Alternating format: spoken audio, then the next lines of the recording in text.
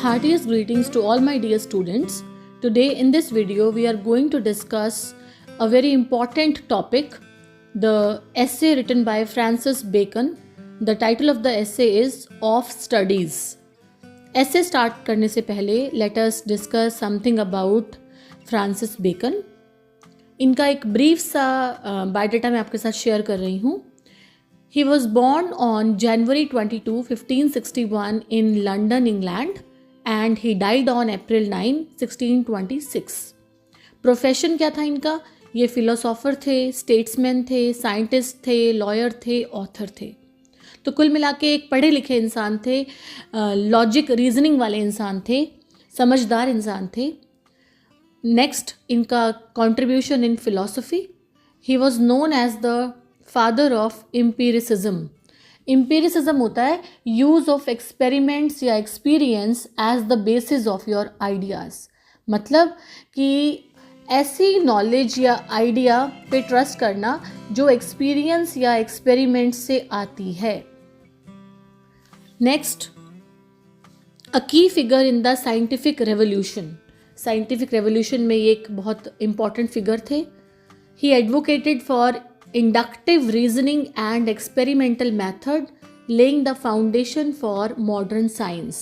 Inductive reasoning इसका मतलब कि किसी भी खास घटना के बारे में ऑब्जर्व करना और फिर कंक्लूजन निकालना, रीजनिंग करना, मेथड ऑफ रीजनिंग अप्लाई करना और अपना ऑब्जर्वेशन रखना किसी भी चीज़ के ऊपर और उसके बाद ही निष्कर्ष पे आना, that is inductive reasoning. Next है इनके major works, Novum Organum, the advancement of learning and the new Atlantis. इनका career, political career, served as attorney general and lord chancellor of England under king James one. इनका जो style था वो कैसा था? Concise था, बहुत ब्रीफ, बहुत कम अक्षरों में बड़ी बात लिखते थे. अफोरिस्टिक स्टाइल. अफोरिस्टिक होता है using concise words, expressing a lot in a few words. जैसे कहावतें नहीं होती उस तरीके से. विटी स्टाइल था इनका, पर्टिकुलरली इन हिज एसेज. और ये फेमस थे अपने एसेज के लिए. देखो एसेज का ही नेक्स्ट आपका जो हेड है, रॉट एसेज इन 1597. और हर टॉपिक पे इन्होंने एसेज लिखे, मोरालिटी के ऊपर, पॉलिटिक्स के ऊपर और ह्यूमन नेचर के ऊपर. लेगेसी क्या ये छोड़ के गए? इनके जो वर्क्स थे that influenced enlightenment thinkers and modern scientific inquiry. इनकी जो डेथ हुई वो क्या मानते हैं कि कथित तौर पर, allegedly होता है कथित तौर पर, कोई प्रूफ ना हो जिसका, died from pneumonia after conducting an experiment on preserving meat with snow. कोई एक्सपेरिमेंट कर रहे थे और उस एक्सपेरिमेंट करते वक्त ठंड लग गई और निमोनिया हो गया and he died in 1626. This was all about Francis Bacon. Paper में बहुत ज़्यादा डिटेल में कभी ऑथर के बारे में क्वेश्चन नहीं आता, लेकिन जब भी हम कोई वर्क पढ़ते हैं तो ऑथर के बारे में जानना ज़रूरी होता है. मैंने पहले भी अपने वीडियोज़ में बताया है, as a student of literature we should have a brief knowledge about all the poets, about all the authors which we are going to study. Now let's come to this particular essay, of studies. ये है क्या? थोड़ा सा इसके बारे में कि ये क्या चीज़ है, कब पब्लिश हुआ, एक ब्रीफ सी नॉलेज. पब्लिकेशन इसका जो ईयर है, it was first published in 1597, later expanded in 1612 and 1625 as part of essays. Essays इनकी किताब का नाम है. इसका जो थीम है ऑफ स्टडीज़ का, ये क्या है? It discusses the value, purpose and effects of studying. ये हम पूरा डिटेल में भी पढ़ेंगे इसको आगे. पर्पस ऑफ स्टडीज़, पढ़ने का उद्देश्य क्या है? बेकन कहते हैं कि स्टडीज़ का जो एक पर्पस है वो क्या है? Delight, ornament and ability. ये भी सब डिटेल में आगे पढ़ेंगे.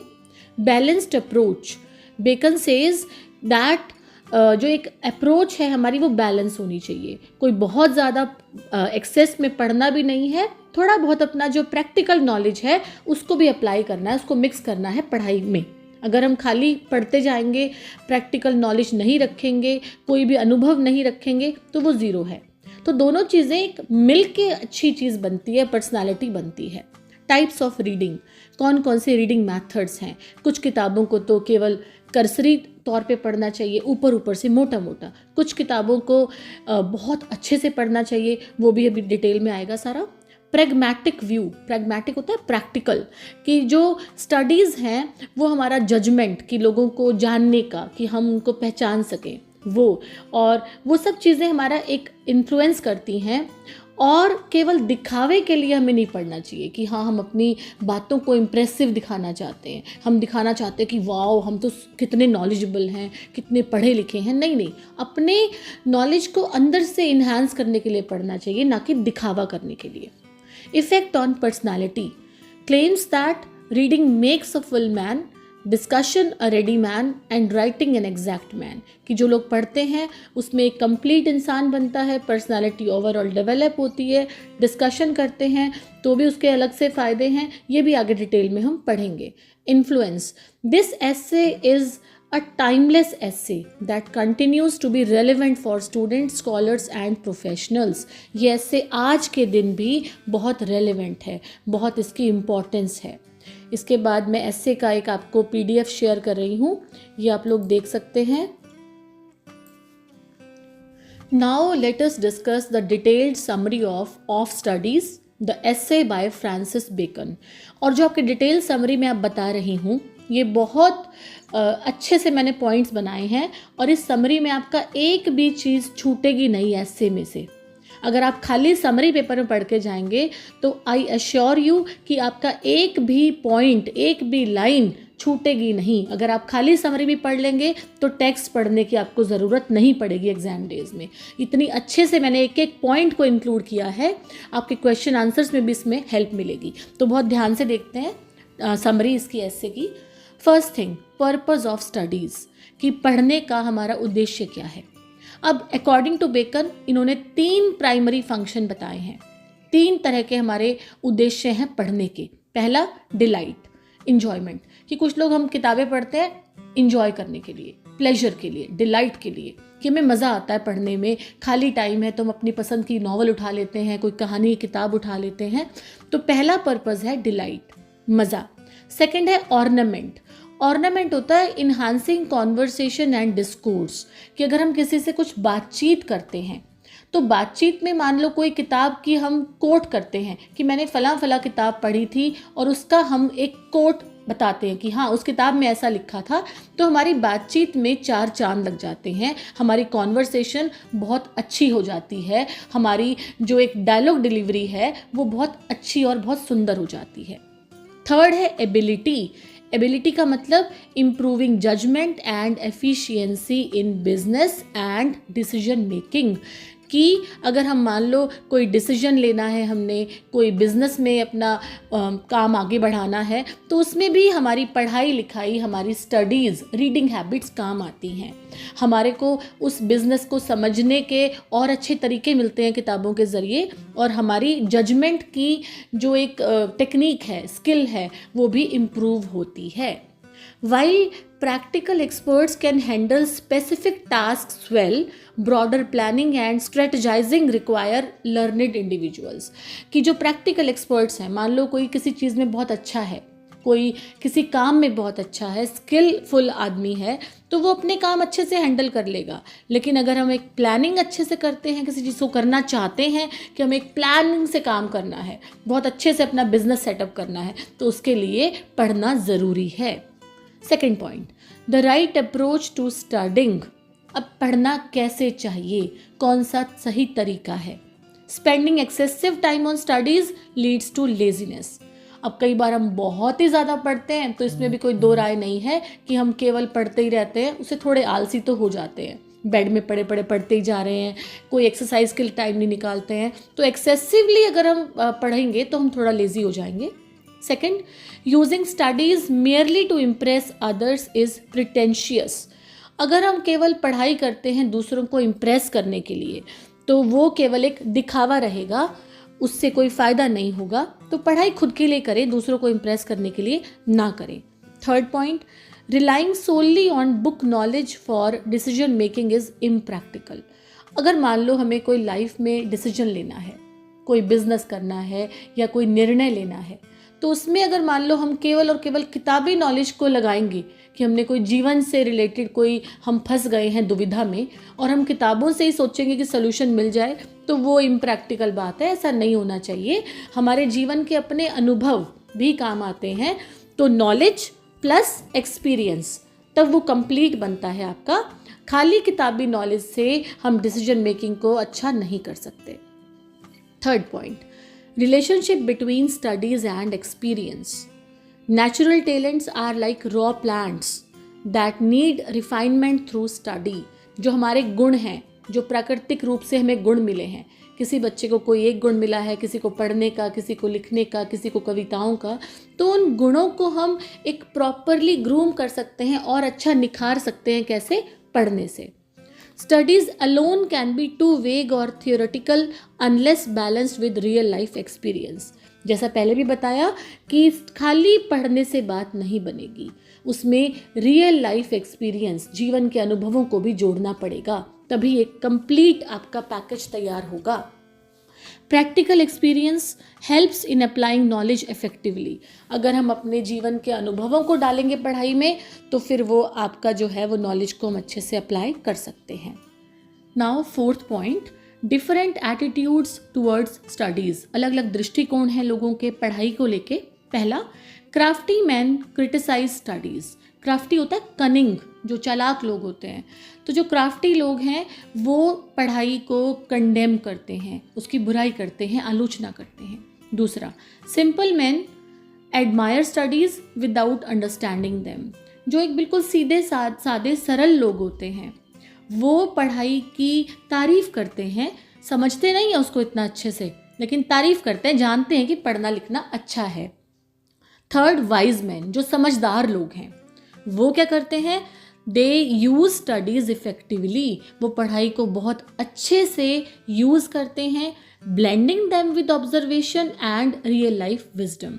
पढ़ाई को वो पढ़ते भी हैं, प्लस अपने जीवन के जो अनुभव हैं, अपनी खुद की जो ऑब्जर्वेशन है, जो वो चीज़ों को देखते हैं, हर चीज़ को जो महसूस करते हैं, अवलोकन करते हैं चीज़ों का, उन सबको मिक्स करते हैं, ब्लेंड करते हैं और पढ़ाई को बहुत अच्छे से यूज़ करते हैं। तो पढ़ाई कैसे करनी चाहिए हमें? एज अ वाइज पर्सन पढ़ाई भी करो और उसको अपने जीवन के अनुभवों के साथ मिक्स भी करो।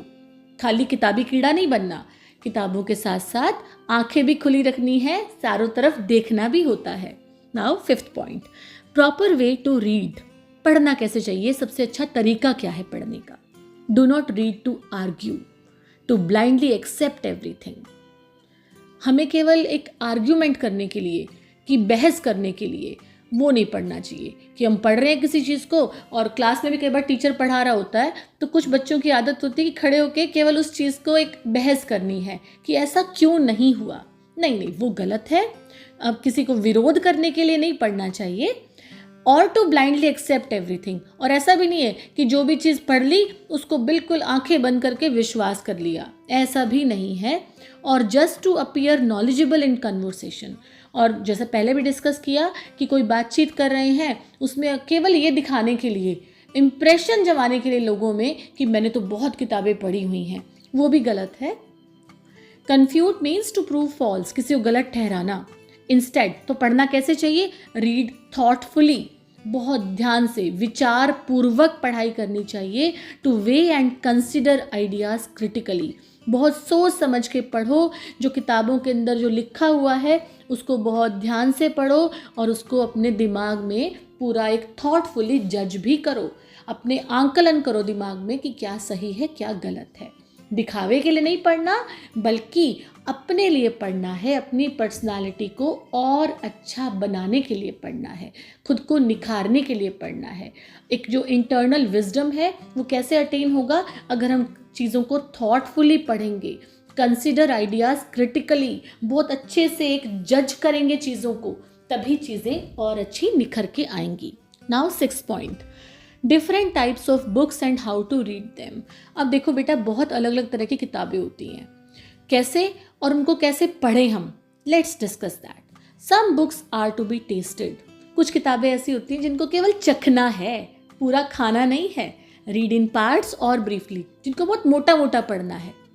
कुछ चीज़ें ऐसी हैं जो थोड़ा सा पढ़ने से ही हमारे को क्लियर हो जाएंगी कि हाँ इस किताब में ये है, बहुत गहनता में पढ़ने की ज़रूरत नहीं है। Some books are to be swallowed होता है पूरा निगल जाना। Read fully but without deep analysis, केवल निगल जाओ, उसको चबाना नहीं है, मतलब पढ़ तो पूरा लो लेकिन उसका बहुत गहनता से अध्ययन की ज़रूरत नहीं है। तीसरा, some books are to be chewed and digested, ये बहुत अच्छा है। देखो, रीड केयरफुली, कुछ बुक किताबें ऐसी हैं जिनको पूरा आपने ना तो टेस्ट करना है ना निगलना है, उनको बहुत अच्छे से चबा चबा के खाना है, उसको पूरा हजम करना है। मतलब वो किताबें इतनी सुंदर हैं, आपको लाइफ की इतनी नॉलेज देंगी कि उनको बहुत गहराई से पढ़ना है, ध्यान से पढ़ना है और पूरा अच्छे से अटेंटिवली होकर पढ़ना है। निगलना नहीं है ना चखना है। Not to be tasted, not to be swallowed, but they are to be chewed and digested. Third वाले कितना सुंदर पॉइंट है, जो किताबें हमें बहुत पसंद हैं उनको अपना केयरफुली पढ़ो, बहुत ध्यान से पढ़ो। Next, some books can be read by summary और एक्सट्रैक्ट्स। अब जो लेस इंपॉर्टेंट बुक्स हैं, जो कम लगता है कि हाँ सिलेबस में से केवल एक ही पॉइंट था इस किताब में, तो उसको क्या करना है, हमें केवल समरीज ही पढ़नी है, उसकी बहुत पूरा पढ़ने की ज़रूरत नहीं है। Over reliance on book summaries makes knowledge shallow, लेकिन हम खाली अगर समरी पढ़ेंगे, पूरा का पूरा किताब को नहीं पढ़ेंगे, तो हमें नॉलेज थोड़ी शैलो रहेगी। जस्ट एज डिस्टिल्ड वाटर, जैसे छान के जब पानी पीते हैं तो उसमें टेस्ट कम रहता है, डिस्टिल्ड वाटर में जो उबाल के पूरा पीते हैं, तो उस तरह का एग्जाम्पल इसने कोट किया है डिस्टिल्ड वाटर का। नेक्स्ट है आपका impact of studies on personality development, कि हमारा जो व्यक्तित्व का विकास है उसमें किताबों का, उसमें पढ़ने का क्या योगदान है। Reading makes a person knowledgeable, a full man. Reading, पढ़ने से एक इंसान पूरा बनता है, उसको बहुत ज़्यादा नॉलेज आती है, ऑल राउंड डेवलपमेंट होता है। Discussion improves quick thinking and communication skills, a ready man. Discussion, अगर हम किसी चीज़ को डिस्कस करते हैं, आपस में एक बातचीत करते हैं, तो उससे क्या होगा, हमारी थिंकिंग बहुत अच्छी होगी, हम सोचने की जो हमारी क्षमता है वो बढ़ेगी, और हमारी कम्युनिकेशन स्किल्स, जो हम दूसरे से बातचीत करते हैं, बातचीत की कला हमारी इम्प्रूव होगी। तीसरा, writing. Writing enhances precision and clarity. जो राइटिंग, अगर कोई लिखेगा, आदमी साथ साथ नोट्स बनाएगा या लिखेगा, तो उनको क्या होगा, एक सही लिखने में क्लैरिटी आ जाएगी और क्लियर उसका विजन हो जाएगा, बिल्कुल सही वो निर्णय ले पाएगा। राइटिंग से और ज़्यादा क्लैरिटी आती है। देखो, अगर साइंस के न्यूमेरिकल्स हैं, अगर खाली पढ़ रहे हैं तो वो समझ में तो आ जाएगा, लेकिन अगर डिस्कस करते हैं तो और अच्छा समझ में आता है। कोई भी चीज़ अगर हम लिख लेंगे उस चीज़ को, तो वो बिल्कुल ही क्लियर हो जाएगी, हमें और अच्छी अंडरस्टैंडिंग डेवलप हो जाएगी। 8th, consequences of neglecting any of the 3। अगर मान लो ऊपर के जो किसी एक को हम निगलेक्ट करते हैं रीडिंग, डिस्कशन या राइटिंग में, तो उसका क्या कंसिक्वेंस है, उसका क्या रिजल्ट निकलेगा, उसका क्या नतीजा निकलेगा। Someone who does not right needs a strong memory. मान लो कुछ बच्चे ऐसे हैं जो लिखना नहीं चाहते, पूरा पढ़ तो लिया, पेपर में किताब पूरी पढ़ ली, तो उसको लिख के नहीं देखा, तो जो लिखते नहीं हैं उनकी मेमोरी स्ट्रॉन्ग होनी चाहिए। फिर अगर नहीं लिख रहे हो तो आपकी मेमोरी शुड बी स्ट्रॉन्ग, ताकि आपको याद रहे चीज़ें। लिखने से आपकी मेमोरी शार्प होती है और आपको क्लैरिटी मिलती है, लेकिन अगर आप नहीं लिख रहे हैं तो आपकी मेमोरी या तो इतनी शार्प हो कि आपको ज़रूरत ना पड़े लिखने की। Someone who does not engage in discussions needs a quick wit. और जो लोग डिस्कस नहीं करते उनका क्या होगा, अगर वो चुपचाप रहते हैं तो फिर उनको इंटेलिजेंट होना चाहिए, क्योंकि डिस्कशन करने से हमारा क्विक थिंकिंग डेवलप होती है। डिस्कशन नहीं करेंगे तो वो थिंकिंग प्रोसेस डेवलप नहीं होगा। तो अगर मान लो कोई आदमी ऐसा है जो डिस्कशन नहीं करता, तो उसकी फिर इंटेलिजेंस अच्छी होनी ही चाहिए। Someone who does not read much must rely on cleverness skill to appear knowledgeable. और जो लोग पढ़ते नहीं हैं, फिर उनको थोड़ा तो एक स्मार्टनेस होनी चाहिए, उनके अंदर एक क्लेवरनेस होनी चाहिए, सूझबूझ होनी चाहिए। तो तीनों चीज़ें अगर नहीं करोगे तो नेचुरली फिर ये चीज़ें आपके अंदर होनी चाहिए। अगर नहीं है तो रीडिंग, डिस्कशन और राइटिंग तीनों को अपनी पर्सनालिटी में हमें इंक्लूड करना चाहिए। रीडिंग करने से हम नॉलेज लेंगे, डिस्कशन करने से हमारी कम्युनिकेशन स्किल्स अच्छी होंगी, हमारा थिंकिंग प्रोसेस अच्छा होगा, और राइटिंग करने से हमें और ज़्यादा क्लैरिटी आएगी। 9th, influence of different subjects, अलग अलग सब्जेक्ट्स का क्या इन्फ्लुएंस है। हिस्ट्री, इतिहास पढ़ने से क्या होता है, इट मेक्स पीपल वाइज। ये बेकन की थिंकिंग है, फ्रांसिस बेकन जिसने ये ऐसे लिखा है, उनके अकॉर्डिंग हिस्ट्री पढ़ने से लोग वाइज बनते हैं, समझदार बनते हैं। पोइट्री से क्या होता है, कविताओं से, इट इन्हांसेस क्रिएटिविटी एंड विट, जो हमारी सृजनात्मकता है, क्रिएटिविटी है, कुछ अच्छा करने की क्षमता है, कुछ नया सोचने का, वो हमारा बढ़ता है। विट होता है इंटेलिजेंस, सूझबूझ, हमारी वो भी बढ़ती है। Mathematics, it sharpens logical thinking, mathematics से क्या होगा, हमारी लॉजिकल थिंकिंग अच्छी हो जाएगी, जो हम सॉल्व करते हैं, प्रॉब्लम सॉल्व्स, वो अच्छा हो जाएगा हमारा। नेचुरल फिलॉसफी, उससे क्या होगा, ये साइंस है, प्रकृति विज्ञान है, इससे हमारी नेचर की अंडरस्टैंडिंग अच्छी हो जाएगी, प्रकृति को और अच्छा जानेंगे हम। मोरल फिलॉसफी, मोरल होता है जो एक नैतिक ज्ञान होता है, it instils seriousness and ethics, इससे हमारा व्यवहार सीरियस हो जाएगा और हमारी जो नैतिक गुण हैं वो अच्छे डेवलप हो जाएंगे। लॉजिक एंड रिटोरिक, लॉजिक और रिटोरिक होता है आर्ट ऑफ परसुएशन, कि कुछ अच्छे वर्ड्स का जो चुनाव करते हैं ताकि लोगों को एक बड़ा इम्प्रेशन अच्छा पड़े। हम कई लोगों को सुनते हैं ना, कितने अच्छे वर्ड्स का उनका वोकैबुलरी बहुत अच्छी होती है, and that is the art to influence और to impress other people through the use of words. इससे क्या होगा, लॉजिक और रिटोरिक पढ़ने से it improve reasoning and debating skills, हमारा जो बातचीत है, हम किसी से वाद विवाद कर रहे हैं तो उसमें हमारा अच्छा इंप्रेशन पड़ेगा। नेक्स्ट है आपका studies shape character and behaviour. The Latin phrase अबियंट स्टूडिया इन मोरेस, इसका मतलब है स्टडीज पास इनटू कैरेक्टर, कि जो हमारा कैरेक्टर है, हमारा जो चरित्र बनता है, हमारा जो एक पर्सनालिटी बनती है, वो कैसे बनती है, बाय स्टडीज, अगर हम पढ़ते हैं तो।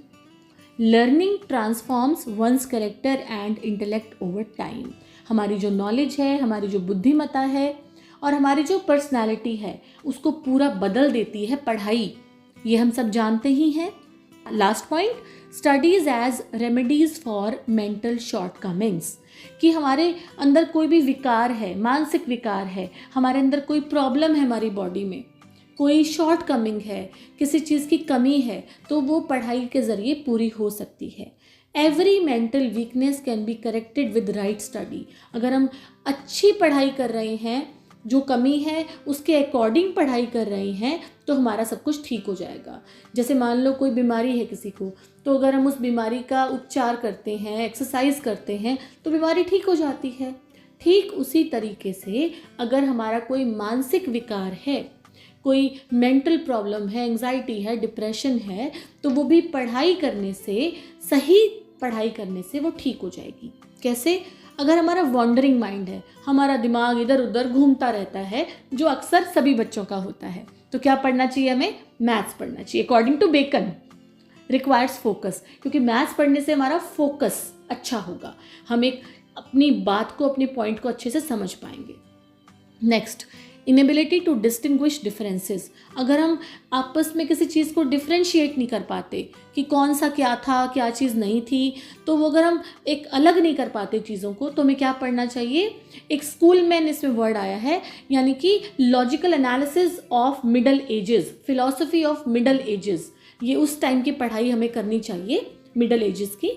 नेक्स्ट है आपका lack of depth in reasoning, अगर मान लो कोई रीजनिंग नहीं कर पाता अच्छे से, कोई किसी चीज़ को एक अपने तर्क वितर्क नहीं कर पाता, तो क्या करना चाहिए हमें? तो हमें लॉ पढ़ना चाहिए, कानून पढ़ना चाहिए, क्योंकि कानून पढ़ने से हम एक आर्ग्यूमेंट सीख जाते हैं, वाद विवाद करना सीख जाते हैं और डिबेटिंग सीख जाते हैं। तो this was all about the essay. Now to conclude, Francis Bacon highlights the importance of studies in intellectual and personal growth.